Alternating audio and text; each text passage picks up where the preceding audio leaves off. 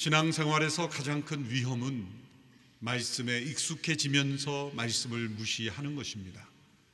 어떤 말씀을 여러 번 들어서 익숙하게 되면 스스로 그 말씀을 잘 안다 생각하고 그리고 그 말씀대로 살고 있다고 착각하는 것입니다. 말씀에 익숙해지면서 그 말씀을 무시하는 것이 말씀을 모르는 것보다 훨씬 더 무서운 위험이 될 수 있습니다. 로마서는 역사를 변화시키고 수많은 사람들의 삶을 변화시킨 책입니다.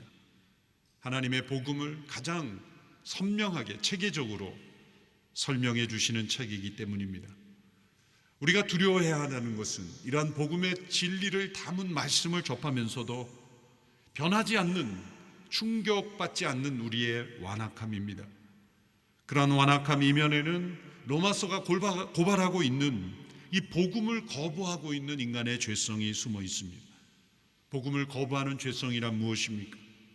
자신의 행위와 자신의 자랑을 의지하며 하나님께서 은혜로 주시는 이 구원을 믿음으로 받아들이기를 거부하는 것입니다. 예수님을 믿는 성도들에게도 이러한 모습들이 여전히 존재합니다.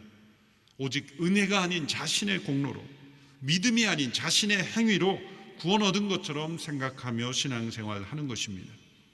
우리는 이 로마서 말씀을 통하여 오직 하나님의 은혜로 얻은 이 구원에 대한 깊은 고백, 풍성한 감사가 회복되어야 할 줄로 믿습니다. 로마서의 주제는 예수 그리스도를 믿는 자들에게 오직 은혜로 구원을 주시는 하나님의 복음입니다. 죄 아래, 죄에 갇혀 있어 하나님의 진노와 심판을 피할 수 없는 인간을 하나님이 어떻게 구원하시는가에 대한 소식입니다. 죄인된 인간을 죄로부터 어떻게 건져내시는가, 하나님께서 그 구원을 준비하시고 행하셨다는 소식입니다. 예수 그리스도의 십자가와 부활을 통해서 인간의 모든 죄를 용서하시고 도만하셨다는 것입니다. 복음은 거기에 머물지 않습니다. 죄를 용서받는 것에 그치지 않고 하나님 앞에 담대히 설 수 있는 의로움을 우리에게 주신다는 겁니다. 그 의로움을 통하여 하나님과 교제하며 더 나아가 하나님과 연합되는 데까지 나아가도록 하시는 것, 이것이 우리에게 주시는 구원입니다. 그러므로 죄 사함을 받는 것은 이 구원의 소극적인 측면입니다. 보다 더 적극적인 면은 의롭게 되는 것입니다. 하나님 앞에 담대하게 설 수 있는 의로움을 우리에게 주시는 것입니다. 예수님께서 우리의 죄를 용서받게 하기 위하여 십자가에서 속죄 제물이 되셨습니다. 우리를 하나님 앞에 설 수 있도록 의롭다 하시기 위해서 죽음에서 부활하심으로 하나님의 의의 통로가 되셨습니다. 이 모든 일이 하나님의 은혜로 이루어졌습니다. 하나님의 은혜로 이루어진 이 일들에 대하여 우리가 어떻게 반응해야 합니까? 오직 믿음으로만 반응해야 합니다. 그런데 문제는 이 믿음의 문제가 있습니다. 사람들은, 타락한 인간에게는 하나님의 이 은혜를 믿음으로 반응하는 능력조차 없는 것입니다. 죄로 말미암아 파괴되었기 때문이죠. 오직 은혜로 주시는 이 구원의 복음을 사람들이 받아들이지 않는 가장 큰 이유는 무엇입니까? 그것은 앞서 말씀드린 대로 죄 아래, 죄에 갇혀 죄의 종이 되어 하나님의 진노와 심판을 피할 길이 없는 죄인이라는 것을 인정하지 않는 것입니다. 그러므로 믿지 않는 것입니다. 불신은 바로 죄의 가장 중요한 특징이죠. 하나님의 은혜로 우리를 구원하신다는 복음을 믿지 않는 것 그 자체가 그 믿음을 파괴하는 죄성, 그것은 곧 우리가 하나님의 진노와 심판 아래 있다는 것을 인정하지 않는 것입니다. 하나님의 진노와 심판이 불가피한 불의함이 자신 안에 있다는 것을 인정하지 않는 사람들은 도리어 하나님께 대하여 이런 질문을 던지며 회피하려 합니다. 하나님이 선하신 하나님이라면 어찌 진노할 수 있습니까? 하나님이 사랑이시라면 어찌 심판하십니까? 저는 천국을 만드신 하나님은 믿어도 지옥을 만드신 하나님은 믿고 싶지 않습니다.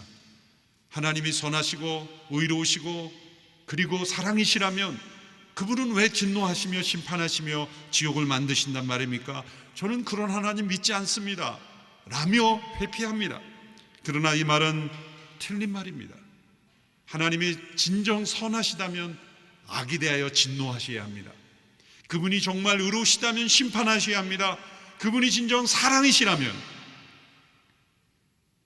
그분은 더러운 모든 것에 대하여 심판하시는 하나님이셔야만 합니다. 죄 아래 있는 인간의 상태, 하나님의 진노와 심판을 피할 길이 없는 인간의 상태를 깨닫게 하시려고 하나님이 율법을 주셨습니다. 먼저 유대인들에게 주셔서 그들이 먼저 죄인됨을 깨닫고 주변의 민족들에게 그것을 알리라고 주신 것이죠. 그러나 유대인들은 그거 율법을 채색하고 각색하고 왜곡하여 자신들을 의롭게 하는 수단으로 만들었습니다. 그러나 율법이 없는 이방인들은 그들 안에 하나님께서 넣어주신 이 도덕 그리고 양심, 이것이 그들에게 율법이 되어 그들이 하나님 앞에 죄인임을 깨닫게 하신다고 말씀하였습니다. 유대인이나 이방인이나 모든 이들이 다 하나님의 진노 아래 심판받아 마땅한 이들이라는 겁니다. 이것을 깨닫지 못한 사람은 하나님의 은혜로 값없이 주시는 이 구원의 선물을 믿지 못합니다. 연결되어 있는 것이죠. 왜 구원의 선물을 믿지 못합니까? 자신이 하나님의 진노와 심판 아래에 있는 죄인이라는 것을 받아들이지 않기 때문입니다. 우리가 처한, 인간이 처한, 모든 사람들이 처한 실상을 받아들이지 않는 것입니다. 이 두 가지는 서로 연결되어 있습니다. 그래서 로마서 1장 18절부터 3장 20절까지의 내용에서 이 여러 장을 통하여 사도 바울이 계속해서 반복하여 설명하고 있는 그 내용은 무엇입니까? 간단합니다. 우리 스스로의 힘으로는 하나님 앞에 의로운 자로 설 수 없다. 왜 우리가 하나님의 값없이 주시는 은혜가 필요한가? 왜 하나님의 의가 우리에게 필요한가? 라는 것을 설명하고 있는 것입니다. 그것은 하나님 앞에 스스로 의로운 자로 설 수 있는 자는 아무도 없기 때문입니다. 이것이 로마서 3장 20절까지의 내용입니다. 복습한 겁니다. 오랫동안 휴가를 다녀오신 분을 위해서 다시 앞부분을 정리한 거죠. 이제 3장 21절부터 주제의 대전환이 시작이 됩니다. 3장 21절의 말씀을 함께 읽어보겠습니다. 시작. 그러나 이제는 율법과 별개로 하나님의 의가 나타났습니다. 이것은 율법과 예언자들이 증언한 것입니다. 그러나 이제는 새로운 시대가 왔다는 것입니다. 위대한 전환이 이루어졌다는 겁니다. 예수님께서 말씀하신 하나님 나라가 가까이 왔다는 것입니다. 이 세상 속에 구원이 임했다는 것입니다. 이 죽음의 세상 가운데 생명이 임했다는 것입니다. 하나님의 진노와 심판 가운데 유죄 판결이 내려진 인간들에게 이제 무죄의 선언이 주어지는 은혜가 임했다는 것입니다. 앞서 말씀드린 하나님의 진노와 심판을 피할 길이 없다는 것을 인정하지 않는 사람은 그러나 이제는 이라는 위대한 전환에 별 감격이 없습니다. 앞서 인간이 처한 나쁜 소식, 절망적인 상황을 깨닫지 않은 사람은 이 상황을 뒤집는 구원의 기쁜 소식에 대하여 전혀 반응할 이유가 없는 것입니다. 이제 하나님의 의가 나타났다. 이 하나님의 의는 사도 바울이 주장하는 것이 아닙니다. 이미 오래전부터 하나님이 역사 속에 구약의 사건 속에 이 하나님의 의가 도래할 것을 미리 예언하셨습니다. 22절의 말씀이죠. 22절 같이 읽습니다. 시작. 하나님의 의는 예수 그리스도를 믿는 믿음으로 인해 믿는 모든 사람에게 주어집니다. 거기에는 차별이 없습니다. 예수 그리스도를 믿는 사람에게 주어지는 하나님의 의가 있다는 겁니다. 이것은 율법과 별개로 주어지는 하나님의 의가 나타났다. 우리가 하나님의 의라고 말할 때 사람들이 생각할 것은 잘못한 것에 대한 처벌을 먼저 생각합니다.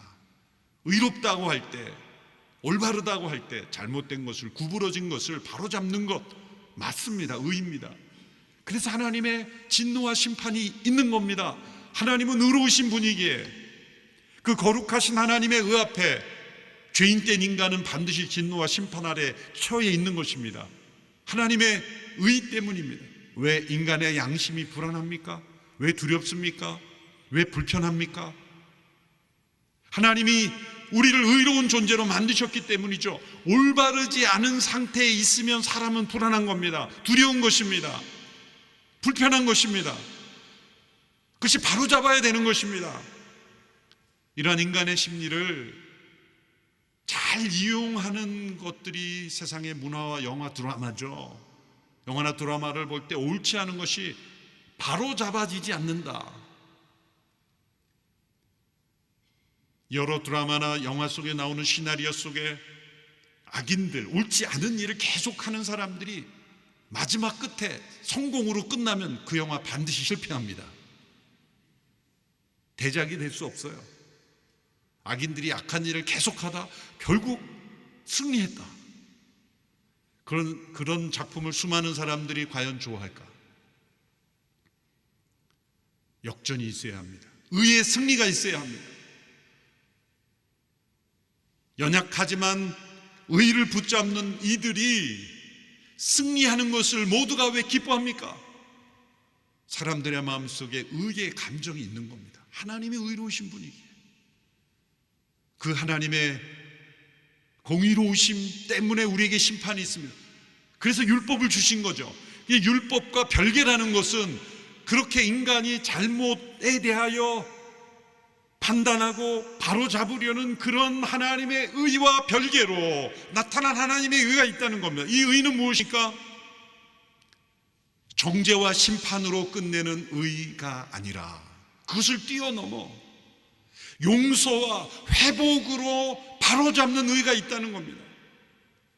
예수 그리스도의 십자가의 죽음으로 마땅히 심판받아야 할 이들이 심판받지 아니하고 그들을 대신한 예수 그리스도의 십자가로 그 심판을 예수님에게 쏟아부음으로 우리를 용서하시는 하나님의 의, 용서를 통해 나타난 하나님의 의, 그리고 그 용서를 통해 우리를 값없이 의롭다 하심으로 우리와의 관계를 회복하시는 하나님의 의가 나타났다는 겁니다.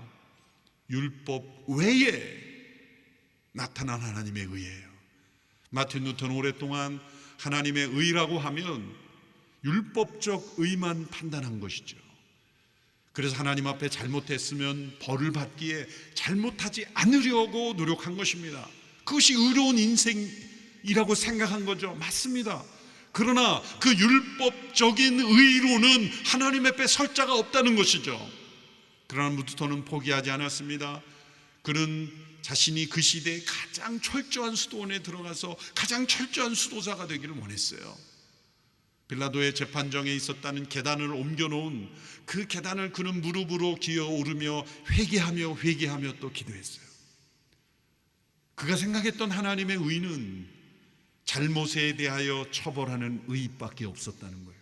그러므로 의로운 삶이란 잘못하지 않는 삶, 하나님 앞에 심판받지 않을 삶을 사는 것, 그것이 율법적 의를 추구하는 거죠.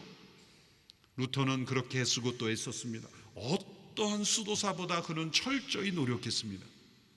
그러나 자신 안에 있는 꿈틀거리는 이 죄는 해결할 수 없다는 걸 알게 되었고, 자신이 수도 생활을 하면 할수록 자기 안에 솟아오르는 자기 의는 자기 힘으로 해결할 수 없다는 것을 그는 알게 되었죠. 어느 날 그는 로마서 1장 16절 17절 말씀이 성령의 빛을 통해 깨닫게 되었어요. 복음에는 하나님의 의가 나타나 믿음에서 믿음에 이르게 하나니 이 복음은 모든 믿는 자에게 구원을 주시는 하나님의 능력이 됨이라. 이 복음에 나타난 하나님의 의는 바로 자신을 스스로의 힘으로 깨끗하고 정결하게 함으로 심판받을 일을 하지 않는 의를 추구한다는 의가 아니라 우리의 어떠한 상황에도 불구하고 우리를 예수 그리스도 안에서 값없이 용서하시며 치유하시며 회복시키시는 하나님의 의, 용서를 기반으로 한 회복하시는 의, 우리가 여전히 불의한 가운데 있을지라도 먼저 의롭다고 선언하시며 의로운 자로 만들어 가시는 하나님의 의가 복음에 나타났다는 걸 그가 깨달은 거예요.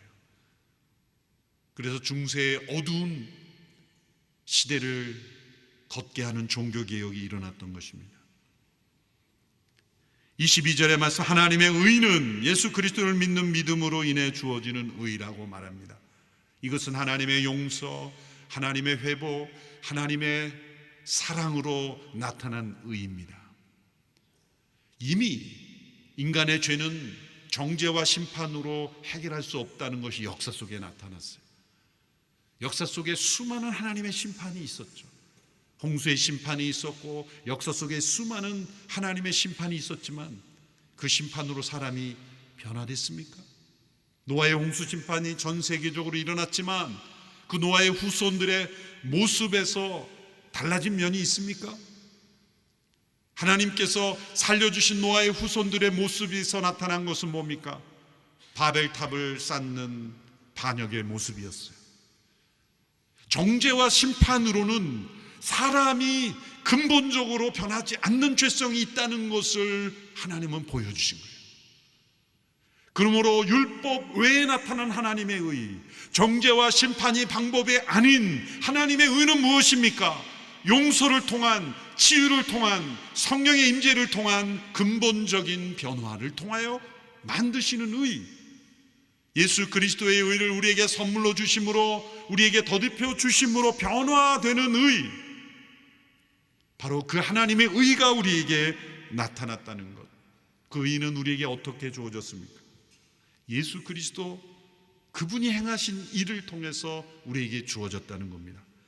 본문 23절부터 26절까지는 예수님께서 그 의가 우리에게 어떻게 이루어졌는지를 설명하고 있습니다. 먼저 23절, 24절의 말씀을 보십시오. 같이 읽겠습니다. 시작. 모든 사람이 죄를 지었으므로 하나님의 영광에 이르지 못합니다. 그러나 그리스도 예수 안에 있는 구속으로 인해 하나님의 은혜로 값없이 의롭다는 인정을 받았습니다. 하나님의 은혜로 값없이 의롭다 인정하시기 위해 예수님께서 우리에게 대하여 행하신 일, 그것이 바로 구속입니다. 구속. 하나님께서 우리를 값없이 의롭다 하시기 위해 첫 번째 하신 우리에게 대한 구속, 두 번째, 그것은 하나님께 대하여 행한 일입니다. 25절, 26절의 말씀입니다. 같이 읽겠습니다. 시작. 하나님께서는 이 예수를 속죄제물로 내어주셨습니다. 의롭게 되는 것은 예수의 피를 믿음으로써 이루어집니다. 이는 하나님께서 오래 참으시는 가운데 과거에 지은 죄를 간구하심으로 그분의 의를 나타내시기 위함입니다. 지금 이때에 하나님께서 그분의 의를 나타내신 것은 자신이 의로우시며 또한 예수 믿는 사람들을 의롭다고 인정하시는 분임을 나타내시기 위함입니다. 하나님께 대하여 예수님께서 행하신 일, 그것은 속죄 제물을 통한 화목을 이루신 것입니다. 이 네 구절의 말씀을 통하여 하나님이 우리를 값없이 의롭다 하시기 위하여 예수님께 행하신 두 가지 일을 설명한, 하나는 우리에게 대하여 행한 일이고 또 하나는 하나님께 대하여 행한 일입니다. 먼저 우리에게 대하여 행한 일을 도표로 다시 정리해 보면, 하나님께서 우리를 의롭다 하시기 위하여, 의롭다 하시는 것을 칭의, 영어로 justification이라고 한다면, 예수님께서 우리에게 대하여 행하신 일이 구속, 리뎀션입니다. 하나님께 대하여 행하신 일, 화목 제물이 되신 것입니다. 우리에게 대하여는 구속자가 되시고 하나님께 대한 화목 제물이 되심으로써 하나님께서 우리를 값없이 의롭다 인정할 수 있게 된 거예요. 이것을 통해서 하나님이 의로우시며 또한 예수님을 믿는 자들을 의롭다고 인정하신 분을 나타내셨다는 거예요. 이 두 가지 예수님이 행하신 일을 다시 한번 자세히 살펴봅니다. 첫째로 우리에게 대하여 예수님이 행하신 일, 구속입니다. 24절의 말씀 다시 읽어보겠습니다. 시작. 그러나 그리스도 예수 안에 있는 구속으로 인해 하나님의 은혜로 값없이 의롭다는 인정을 받습니다.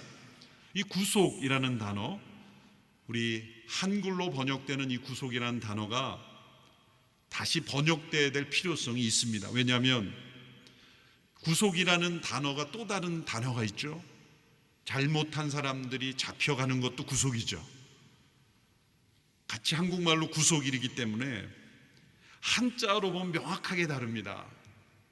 예수 그리스도 안에 있는 이 구속은 그 한자의 그 단어를 풀어보면은 값을 지불하고 그 사람을 자유케 풀어준다는 의미가 명확하게 나타나요. 구원할 구자에 속이라는 건 값을 지불한다.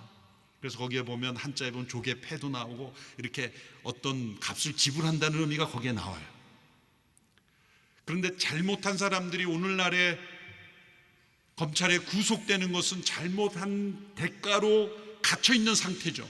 그런데 그리스도 안에 있는 구속은 정반대의 의미예요. 잘못된 상태로 구속된 사람이 대가가 지불되고 석방되는 것, 자유케 되는 것, 그것이 예수 그리스도 안에 있는 구속이에요. 그래서 한자 성경으로 읽지 못한 우리의 다음 세대들은 한자를 모르면, 그래서 성경 한자를 좀 알 필요가 있어요. 당분간은 번역이 새로 되기 전에는. 그렇지 않으면 우리의 다음 세대들이 이걸 읽으면서 그리스도 안에 있는 구속 잡혀 들어간다, 그렇게 생각하면 이해가 안 되는 거죠. 한글로만 읽으면 어려운 점이 있는 거예요. 영어로도 사실 마찬가지. 리뎀션이라는 말이 일상 용어가 아니거든요. 예수님께서 우리의 죄악된 종된 상태에서 우리가 죄의 감옥에 갇혀 종된 상태로 살아갈 때 예수님이 값을 지불하고 우리를 자유케 하셨다는 거예요. 구약 역사에서 예수님이 우리의 구속자가 됨을 설명하기 위해서 여러 제도와 문화를 통해 그림자처럼 보여주셨어요. 경제적인 문제로 노예가 되거나 또한 잘못을 져서 죄인이 될 경우에 가장 가까운 친척이 값을 지불하고 그 사람을 다시 자유케 할 수 있는 제도들이 있었다는 것이죠. 예수님께 십자가에서 7마디의 말씀을 남기셨는데 그중 한 말씀이 다 이루었다. 다 이루었다는 것은 헬라어로 테텔레스타이라는 단어입니다. 그 단어는 가장 많이 당시에 쓰여진 의미는 무엇이냐면 빚진 것을 다 갚았을 때 받는 영수증에 쓰여지는 단어가 테텔레스타이. 다 지불되었다. 영어로 all paid. 다 지불되었다. 그것은 얼마나 자유케 합니까? 예수님께 십자가에 못 박혀 죽으실 때 이 죽음은 너희들의 모든 죄값을 다 지불한 것이다. 너희들의 죄값은 지불되었다. 그러므로 너희들은 내 안에서 자유할 수 있다 라는 선언인 거예요. 내가 너희를 구속하였다. 그런 메시지를 남기신 거죠. 예수님이 우리의 구속자가 되셨기에 하나님은 우리를 값없이 의롭다 하실 수 있게 된 거예요. 예수님이 우리를 위하여 그 보혈로 우리의 죄값을 지불하시는 구속자가 되지 않으셨다면 하나님은 우리 의롭다 여기실 수가 없는 거예요. 하나님의 용서는 눈 감아주는 용서가 아닙니다. 모른 척 해주시는 용서가 아닙니다. 값을 지불한 용서입니다. 둘째로 하나님께 대하여 예수님이 행하신 일, 그것은 화목제물이 되셨습니다. 25절의 말씀 같이 읽겠습니다. 시작. 하나님께서는 예수를 속죄제물로 내어주셨습니다. 의롭게 되는 것은 예수의 피를 믿음으로써 이루어집니다. 속죄제물 혹은 화목제물로 번역이 되는데, 예수님의 십자가의 죽음은 우리에게 대한 구속자가 되는 것입니다. 하나님께 대하여서는 하나님과 화목할 수 있는 길을 열어주시는 제물이 되신 것입니다. 하나님은 우리 인간이 스스로 하나님과 관계를 회복할 수 없음을 말씀해 주셨습니다. 최초의 인물이었던 아담과 하와가 하나님 앞에 죄를 범했을 때 그들 스스로 나뭇잎으로 부끄러움과 수치와 두려움을 가리려고 나아갔죠. 하나님은 그들의 나뭇잎으로 만든 옷을 벗기시고 가죽 옷으로 입혀주셨어요. 가죽 옷이 질기고 단단해서 오래가기 때문에 입혀주신 게 아니에요. 가죽이라는 의미 속에는 한 생명이 희생되어야 함을 말씀하시는 거예요. 한 생명의 죽음이 너희의 죄를 덮고 너희의 부끄러움과 수치와 나와의 관계를 회복하는 유일한 길이라는 것을 이미 아담과 하와에게 말씀하셨어요. 이 가죽옷의 계시가 구약의 수많은 제사의 계시로 나타나죠. 레위기의 5가지 제사, 번제, 소제, 화목제, 속건제, 속죄제라는 이 5가지의 기본 제사 틀을 통해서 우리 인간은 하나님 앞에 피 흘림의 제물이 있어야 된다, 이 죄를 용서하실 수 있는 희생이 있어야 된다는 걸 말씀하셨습니다. 예수님이 오시기 전까지는 수많은 제물을 통하여 인간의 죄를 대신하는 그런 제사를 드렸지만, 이제 예수 그리스도를 통해서 한 번 드려진 영원한 제사를 통하여 그분이 우리의 화목제물이 되셨다는 겁니다. 화목제는 이 5가지 제사 중에 제물을 드리는 자가 하나님과 제사장과 함께 음식을 나누는 제사입니다. 유일하게 제물을 드리는 자가 함께 먹을 것이 있는 제사예요. 오후 2시에 오신 분에게 특별히 보너스로 설명해 드리는 건데, 번제는 완전히 불태우는 거예요. 그래서 제물을 드리는 자가 국물도 없습니다. 완전히 불태워 하나님께만 드리는 거예요. 소제는 곡식으로만 바꿔서 완전히 불태우는 거예요. 일부 제사장에게만 분깃이 가지만, 번제는 제사장에게도 아무것도 없어요. 완전히 불태우는 burnt offering, 완전히 불태우는 거예요. 하나님께만 드려지는 헌신의 의미죠. 소제는 일부 제사장에게는 돌아가지만 소제가 곡식이에요. 화목제는 예물을 드리는 자, 제사장 모두가 함께 나누어 먹을 것이죠. 왜 그런 의미를 제사에 포함되었을까요? 화목과 교제의 회복을 의미하는 것입니다. 예수님께서 만찬을 마지막 나누시면서 제자들과 함께 만찬의 마지막에 자신의 살과 피를 의미하는 떡과 잔을 통해 성찬을 제정하신 것, 그것은 바로 자신이 하나님의 화목제물이심을 밝히신 거예요. 예수님을 먹고 마신다는 것, 그것은 예수님이 우리의 화목제물이 되시기에 그분을 믿는 자들은 그분 안에서 그분과 연합함으로 하나님 앞에 의롭게 되며 하나님과 교제할 수 있게 된다는 거예요. 예수님 안에서 우리는 하나님과 교제할 수 있는 거예요. 그래서 예수님의 이름으로 기도하고 예수님 안에서 우리는 하나님 앞에 당당히 나아갈 수 있는 것입니다. 하나님과 교제할 수 있는 화목제물이 예수님이 되신 거예요. 그래서 이 2가지 일로 인해서 하나님은 우리를 의롭다 인정하실 수가 있는 겁니다. 이는 오직 하나님의 은혜로 주시는, 값없이 주시는 선물이에요. 값없이 주시는 선물이라고 값없는 게 아닙니다. 이 칭의가 우리 편에서는 값없이 주어지는 것이지만 하나님 편에서는 이루 말할 수 없이 값진 대가를 지불한 거죠. 독생자 예수 그리스도의 보혈의 대가입니다. 하나님의 은혜는 값싼 은혜가 아닙니다. 매우 값비싼 은혜입니다. 이 값비싼 은혜가 우리에게 값없이 주어지는 거예요. 그래서 사람들이 믿지 못하는 거예요. 너무나 값진 은혜가 우리에게 주어지고 우리에게 거저 주어지고 믿음으로만 받아들여야 하는 은혜이기에 사람들은 믿지 않는 겁니다. 사람들은 자신이 무엇인가를 행함으로 거기에 대가가 이루어진 것을 더 정확하다고 말합니다. 그리고 사람들의 마음속에, 뇌리 속에 계속 맴도는 말은 무엇입니까? 세상에 공짜는 없다, 거저 주는 건 없다. 그런 말이 필요한 사람들이 있죠. 수고하지 않고 얻으려고, 행운만을 얻으려고 하는 사람들은 꼭 필요한 말입니다. 일리는 있습니다. 진리는 아니에요. 세상에 공짜는 없다, 그것은 일리 있는 말이지 진리는 아니에요. 모든 면에 맞는 거예요. 왜? 여러분, 우리가 가장 소중하다고 여기는 우리의 생명이 우리가 무엇을 지불해서 얻었습니까? 우리가 마음껏 숨쉬는 이 공기와 마음껏 누리는 산과 바다, 우리가 무엇을 지불했기에 누립니까? 코로나 팬데믹 가운데 코로나 확진 속에 중증까지 갔다가 살아나오신 분이, 치료받고 나오신 분이 그런 간증한 거 들었습니다. 산소가 그렇게 비싼 줄 몰랐다. 중증 치료받을 때, 산소통 치료받을 때 치료비를 보고 이 산소 내가 매일마다 호흡했는데, 너무나 값진 선물이 우리는 값없이 누리고 있는 거죠. 하나님께 주신 이 생명, 하나님께 주시는 모든 것들이 너무나 값 있는 것이기에 우리는 믿음으로 받아들이지 못하는 거예요. 죄악으로 인하여 믿음이 파괴됐기 때문이에요. 그리고 사실 이 세상 속에 우리가 정말 값없이 주는 값진 은혜라는 것을 실상은 잘 경험하지 못하기 때문이에요. 심지어 가정에서도 잘 경험하지 못하는 거예요. 부모는 부모 나름대로 최선을 다해서 사랑했다고 하는데 그 자녀 얘기를 들어보면 우리 부모만큼 상처 많이 준 사람이 없다고 말해요.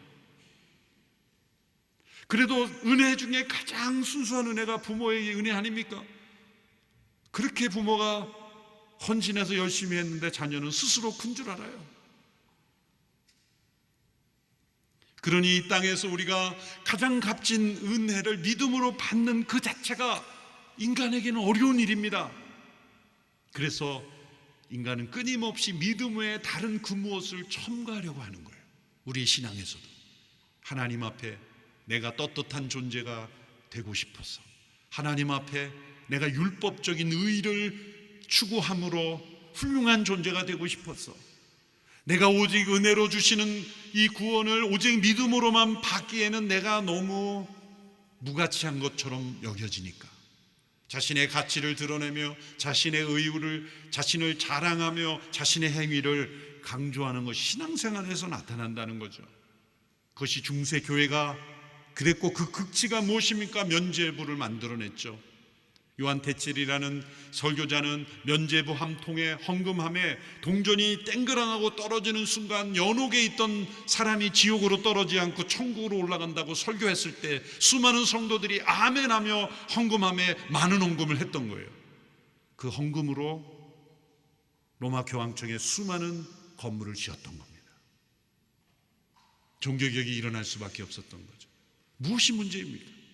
오직 하나님의 은혜로, 오직 믿음으로만 받는 구원을 믿음 외에 다른 무엇인가를 첨가했다는 거예요. 여러분, 캐톨릭에서도 은혜로 구원받는다 그럽니다.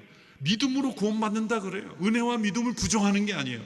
그런데 오직이냐라고 할 때는 달라지는 거예요. 종교개혁의 가장 중요한 것은 이 오직입니다. 로마 캐톨릭은 믿음에 행위를 더하여 의롭게 된다고 말합니다.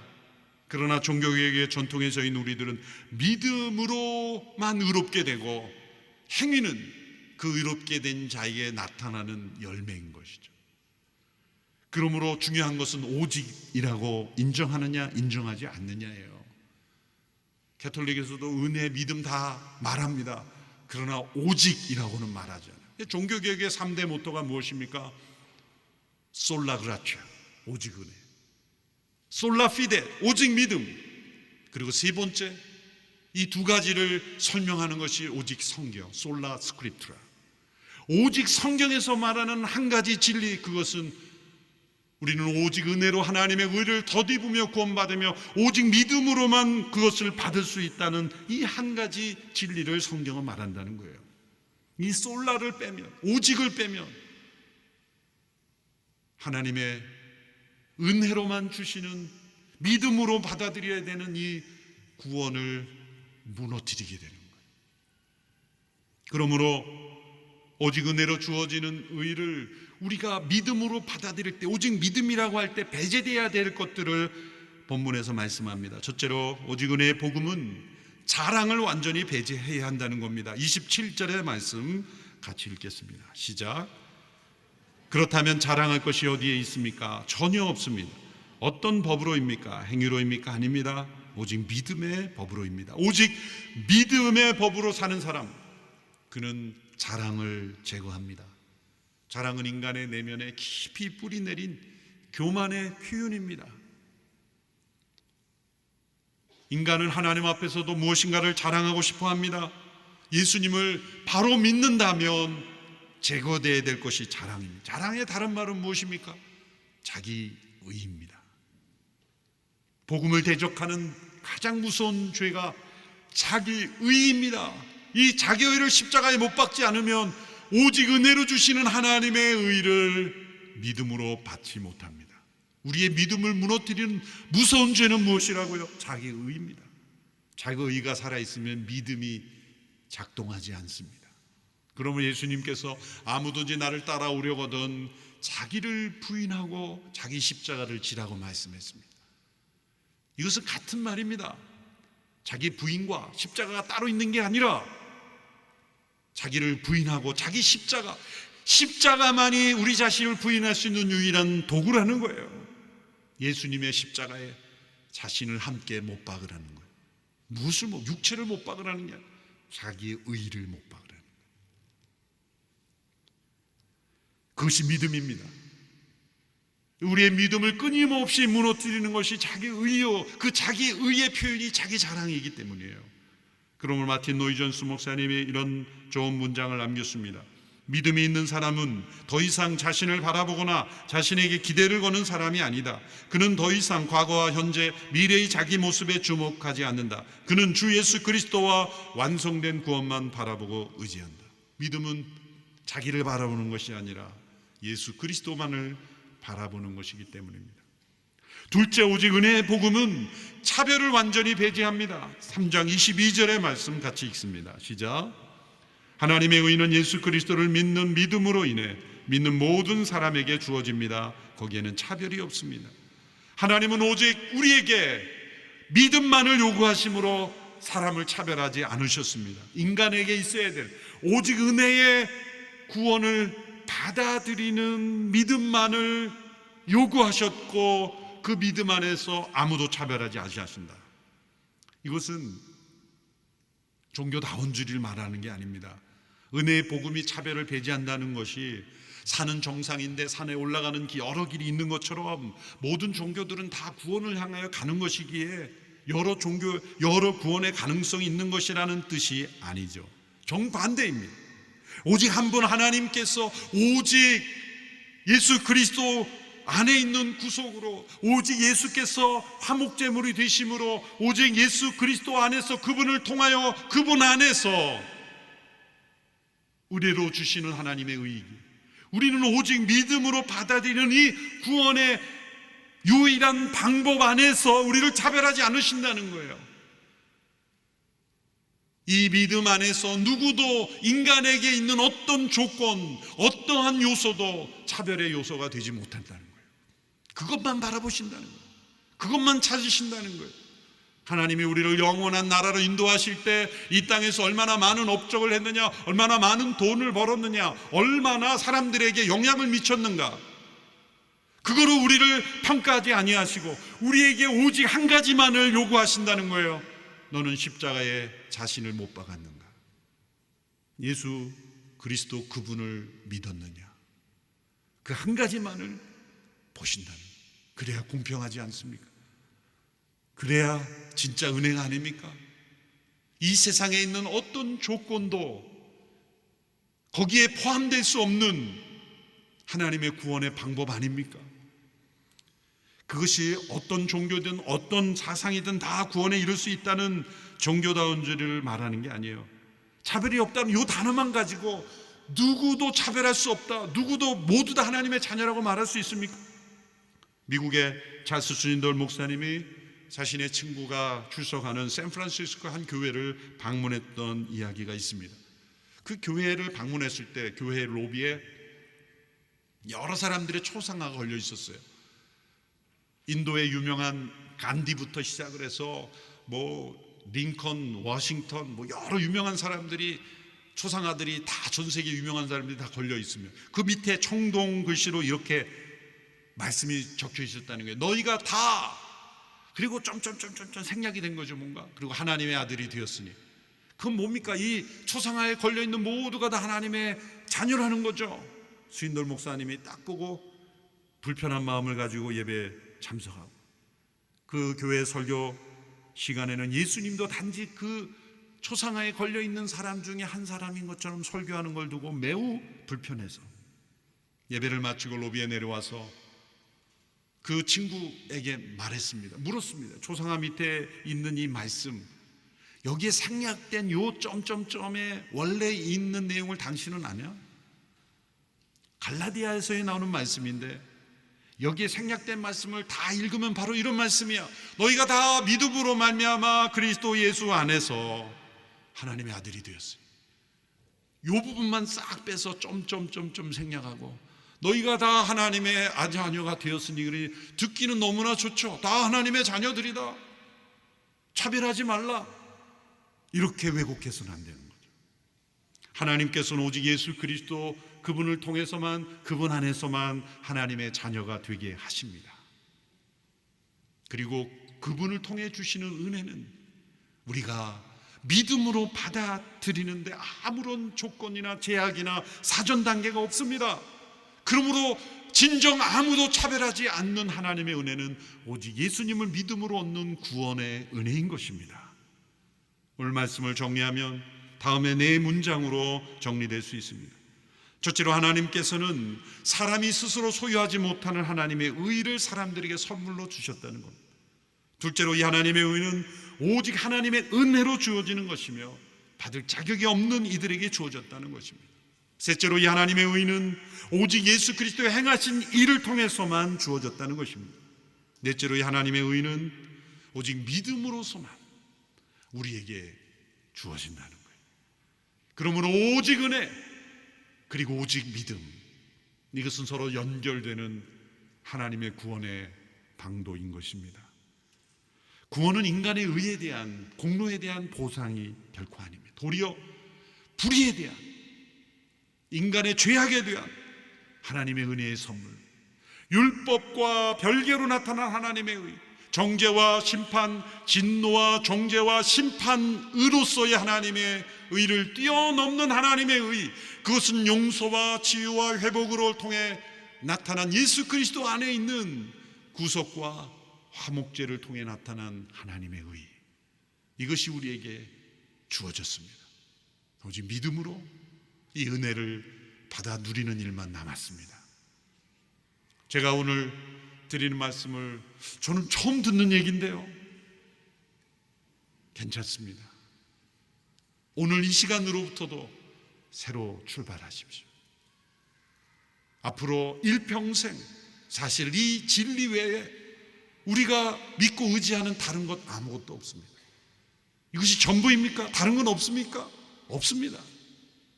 일평생 우리는 이 진리 안에서 이 진리를 누리며 이 진리를 체험하며 사는 것뿐입니다. 이것 외에 우리가 무슨 학위를 하든 많은 학문을 쌓아가야 신앙생활 할 수 있다면 하나님은 차별하시는 거죠. 인간의 지능으로 차별하시고 경력으로, 이해력으로 차별하시는 거죠. 하나님은 예수 그리스도 안에서 아무도 차별하지 않으십니다. 믿음으로 얻는 이 구원, 이것을 은혜로 누려가는 우리 모두가 되기를 축원합니다. 아까 불렀던 찬양 주의 은혜라 함께 부르고 마무리하기를 원합니다. 내가 지금까지 지내온 것 주의 은혜입니다. 내가 하나님의 자녀 된 것도 주의 은혜입니다. 내가 이 자리에 서 있는 것도 주의 은혜입니다. 함께 고백하며 나갈 수 있게 되기를 바랍니다.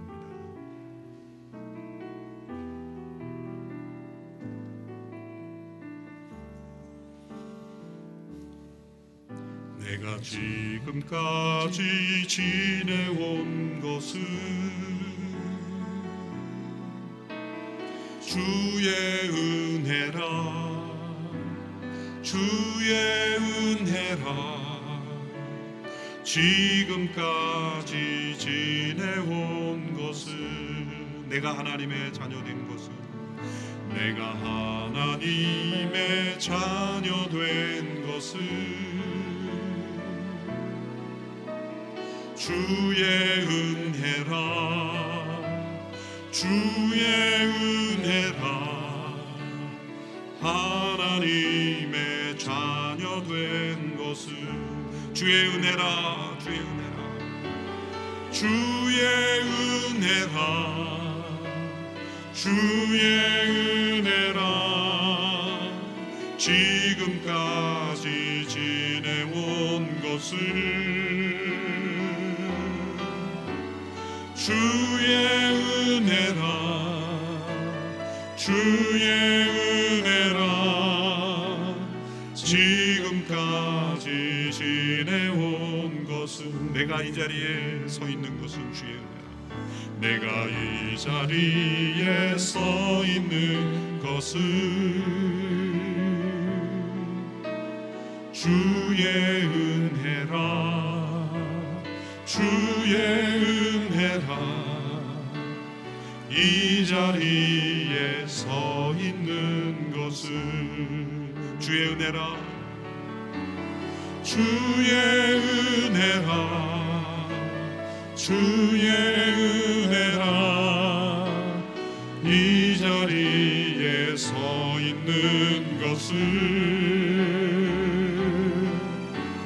주의 은혜라, 주의 은혜라.